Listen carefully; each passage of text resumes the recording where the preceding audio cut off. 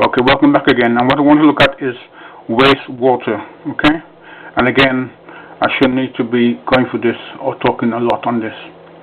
It's totally self-explanatory. Read information, extract the information for yourselves, and again, refer to the IE regs and your on-site guide. Do some additional research in regards to the subject.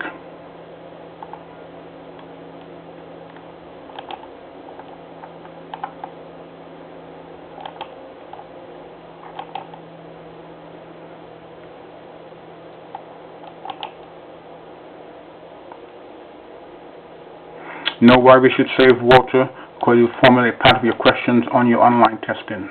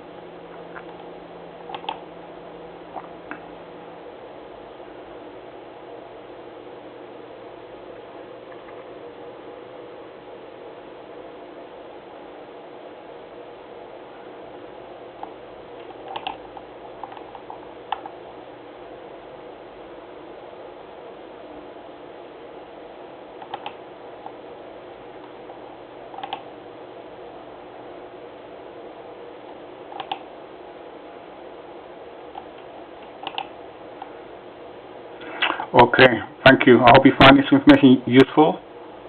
Have a good day. Bye-bye.